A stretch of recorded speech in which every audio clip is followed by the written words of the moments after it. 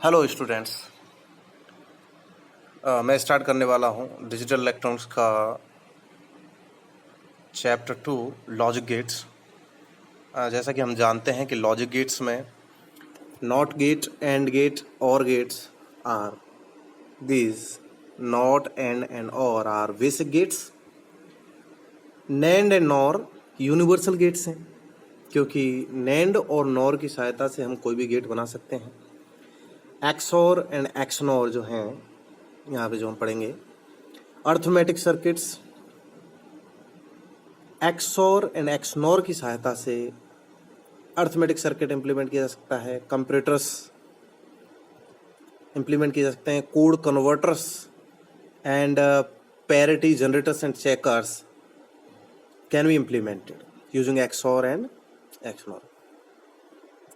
तो देखिए, स्टार्ट करते हैं नॉट गेट से। यहाँ पर हम स्क्रीन पे देख रहे हैं कि नॉट गेट का ये सिंबल है, एक वफर है, उसके बाद नॉट लगाया हुआ है। This is the symbol of not gate.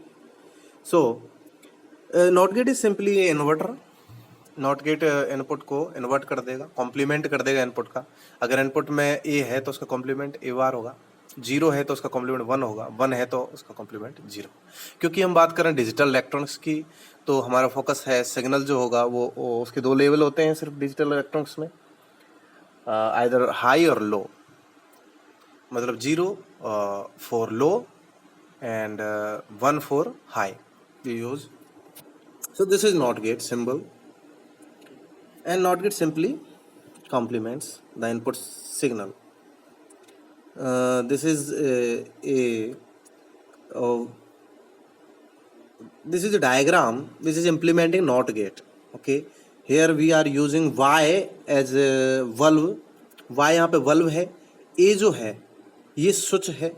जब हम इसको इम्प्लीमेंट करेंगे, एक तरह से इस सर्किट को इम्प्लीमेंट किया जाए, इसकी जब हम ट्रुथ टेबल बनाते हैं तो नॉट गेट आता है।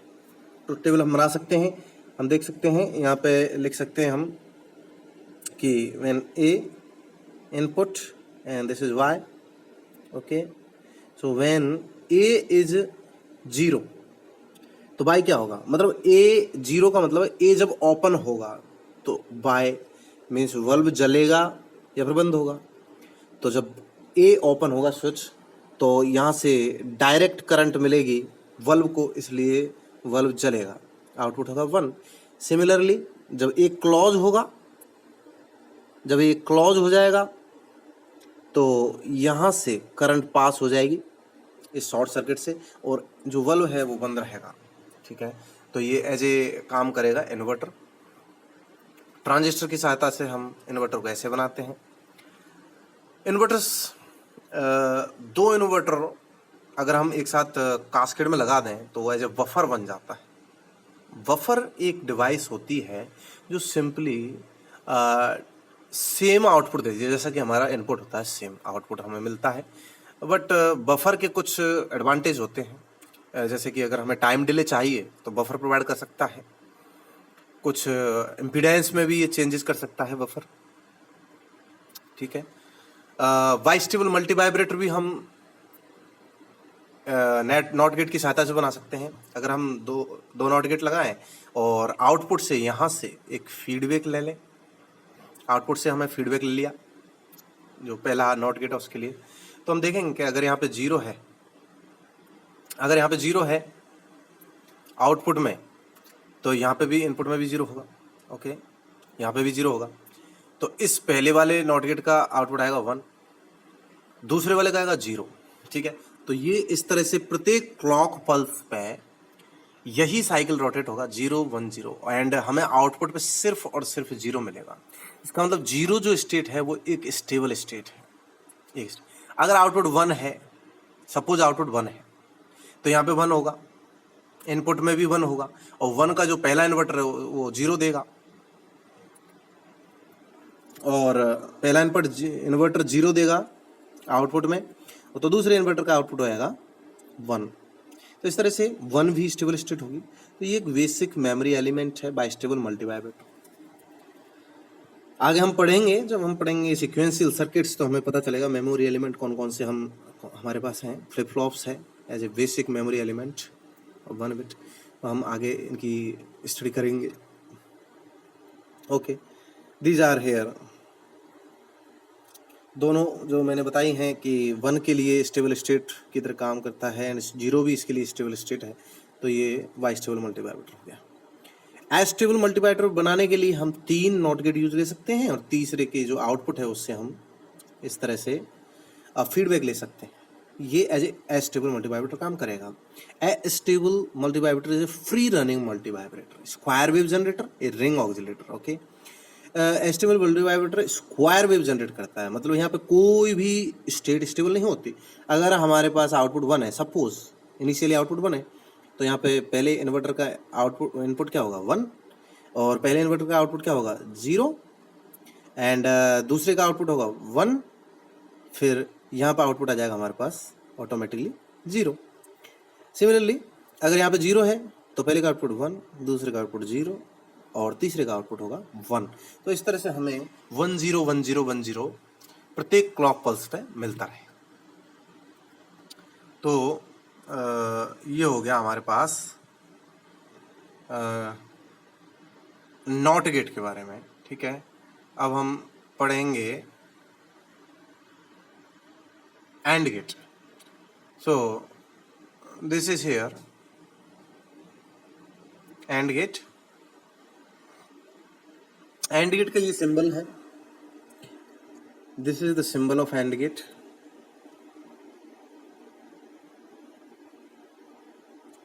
अपन देख सकते हैं जो ऊपर ऊपर है, इस तरह से ये सिंबल है एंड गेट का।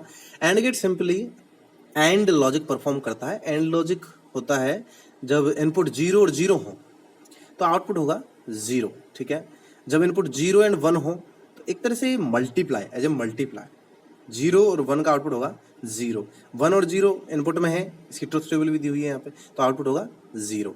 अगर इनपुट में दोनों इनपुट एक साथ हाई होंगे तब आउटपुट एकमात्र कंडीशन में आउटपुट हाई होगा, मतलब 1 होगा। ठीक है, तो ये एंड गेट है। इस एंड गेट को हम अगर हम इसके लिए एक वल्व और स्विचेस से रिलेटेड से मिला के अगर इसका सर्किट बनाना चाहें तो हम ऐसा भी एंड गेट को समझ सकते हैं यहाँ से कि जब ये दोनों स्विच ऑफ रहेंगे तो बल्ब नहीं जलेगा, करंट मिलेगी ही नहीं बल्ब को यहाँ से।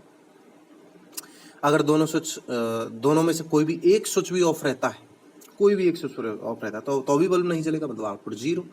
अगर दोनों बल्ब स्विच एक साथ, दोनों ही एक साथ ऑन रहें या फिर 1 1 रहें, इस कंडीशन में आउटपुट हमें 1 मिलेगा, मतलब बल्ब जलेगा। Cumulative law, and gate follows cumulative law, A dot V is equal to V dot A, no problem. Associative law, AND gate follows associative law.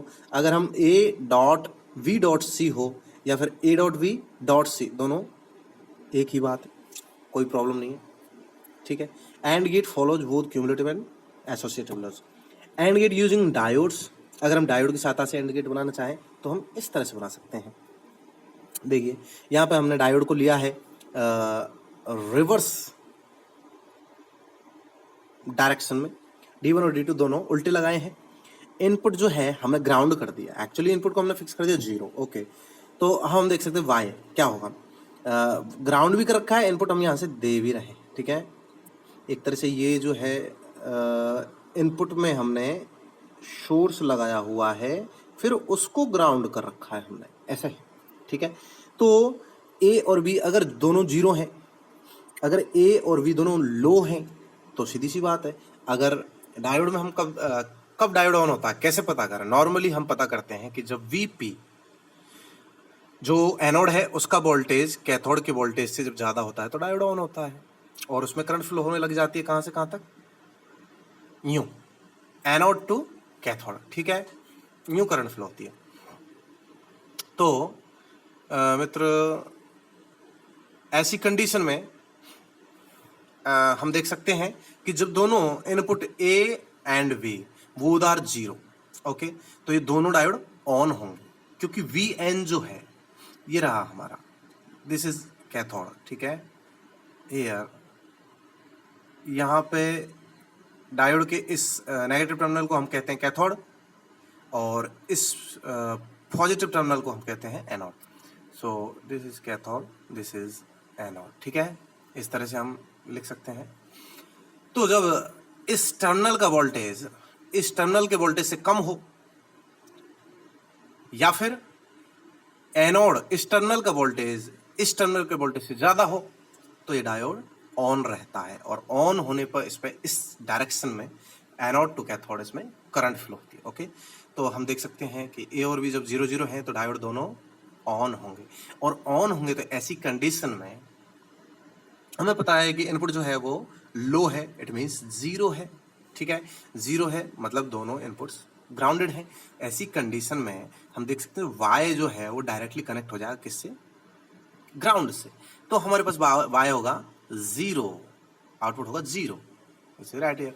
Okay, now जो दूसरी जो पॉसिबिलिटी बनती है, जब इनपुट ए 0 हो और B 1 हो, मतलब ये ग्राउंडेड हो और यहाँ पे 1 मतलब हाई वोल्टेज हमने दे रखा है, मतलब 5 वोल्ट, दैट इज 5 वोल्ट और लॉजिक 1, तो ऐसी स्थिति में डायोड जो है D2 ये ऑफ हो जाएगा। ठीक है, ओनली D1 ऑन होगा, और इस तरह से होगा D1, मतलब जो ए टर्मिनल है D1 का जो इनपुट है वो तो ग्राउंडेड ही रहेगा क्योंकि हमने 0 दिया है। तो Y जो है वो इससे ग्राउंड से कनेक्ट होगा, इसके थ्रू ये ओपन हो जाएगा, नो प्रॉब्लम। यहाँ पे भी आउटपुट क्या होगा, हमें 0 मिलेगा क्योंकि Y ग्राउंड से कनेक्टेड हो जाएगा। ओके, तीसरी पॉसिबिलिटी बनेगी जब A 1 हो और V 0 हो, ये 1 हो ये 0 हो, तब Y इससे कनेक्ट हो जाएगा, ग्राउंड से इसके थ्रू हो जाएगा, इस डायोड के थ्रू।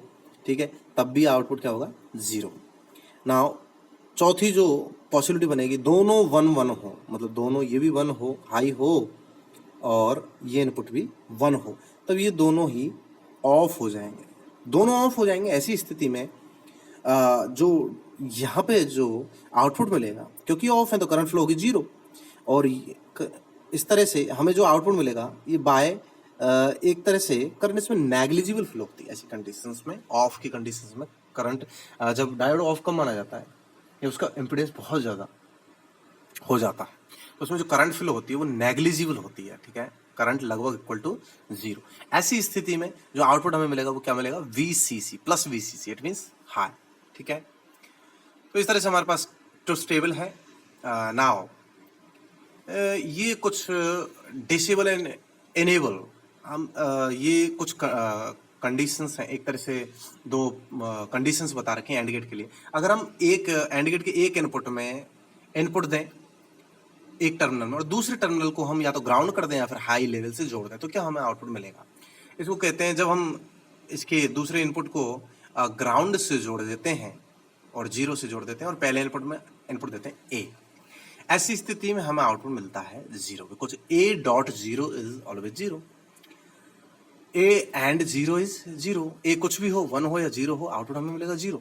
तो इसको हम कहते हैं, ऐसी इस स्थिति को हम कहते हैं डिसेबल एंड। डिसेबल एंड क्यों, क्योंकि डिसेबल एक तरह से इसने क्या किया, इनपुट को डिसेबल कर दिया, आउटपुट हमें 0 मिल रहा है चाहे इनपुट कुछ भी। अब इस जो सेकंड वाला है इसमें देखते हैं, ये इनेबल एंड कहलाता है। जब इनपुट दूसरा इनपुट जो है वो 1 से जोड़ दिया हाई से, तो इनपुट हमारा A है, A अगर 0 है तो आउटपुट हमें 0 मिलेगा, A अगर 1 है तो आउटपुट हमें 1 मिलेगा। ठीक है, ऐसी स्थिति में इसको कहते हैं इनेबल इनपुट, क्योंकि इस तरह की स्थिति से, इस तरह के सर्किट से हमें क्या मिला, आउटपुट वही मिल गया जो इनपुट का था, तो इसको कहते हैं इनेबल इनपुट। ठीक है, हाँ, अगर दो से ज़्यादा इनपुट्स अगर इस तरह से एंड गेट के होते हैं, तो हम तीसरा जो इनपुट है, दो से यहाँ पे 3 इनपुट, आउटपुट 1 है। ठीक है, तो तीसरे इनपुट को क्या क्या किया जा सकता है, बेस्ट कंडीशंस क्या होती है तीसरे इनपुट को, और 3 इनपुट का एंड गेट है, हमें 2 इनपुट के एंड गेट की तरह यूज करना है। तो तीसरे इनपुट का क्या करेंगे, क्या उसको खुला छोड़ दें, क्या उसको दूसरे किसी इनपुट से कनेक्ट कर दें, या फिर कुछ और उसके साथ किया जाए, ग्राउंड कर दें या फिर हाई से कनेक्ट कर दें।